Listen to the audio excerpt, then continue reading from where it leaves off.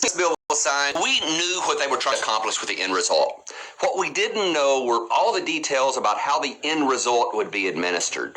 Today, though, we did get some clarity, and at the same time, we found out about a new requirement that some people will have to meet in order to get their checks. Now, this impacts everyone, but especially those who are on Social Security.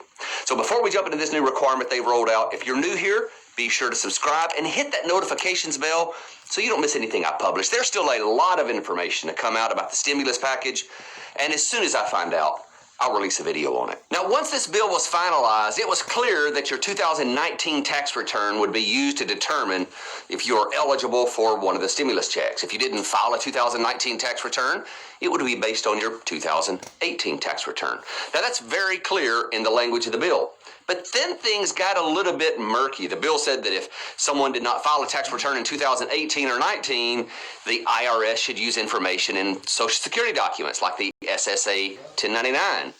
Well, this left a lot of unanswered questions. For example, what if you're not on Social Security? What if you just haven't filed tax returns? If you are on Social Security, the process for using your SSA 1099 wasn't clear at all. It was as if they would magically find you. But now we know the answer. If you want a stimulus check, you have to file a return. Today, the IRS made their guidance clear for two groups of people, and I want to take these individually. First, we have those who just haven't filed in 2018 or 19, and then we have those whose income was under the limit and they don't have to file a tax return.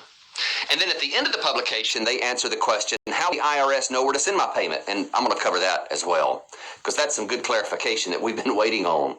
So for those who haven't filed a 2018 or 19 tax return, but should have filed, the IRS says that you will not get a check unless you file.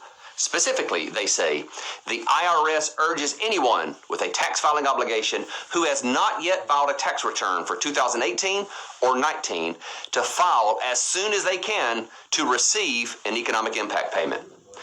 They later say, these economic impact payments will be available through the rest of 2020. So if you don't file this year, you won't get the check. And then the next category are those who have an income that's low enough where they don't have to file taxes. A lot of people get Social Security and fall into this, and I've been getting a lot of questions about this group of people.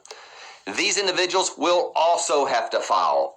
The IRS says people who typically do not file a tax return will need to file a simple tax return to receive an economic impact payment.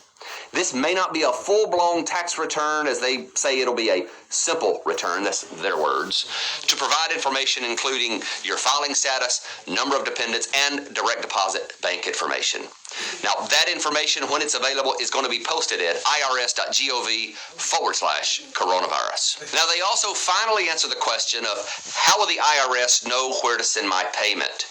Here's what they said. In the coming weeks, Treasury plans to develop a web-based portal for individuals to provide their banking information to the IRS online so that individuals can receive payments immediately as opposed to checks in the mail.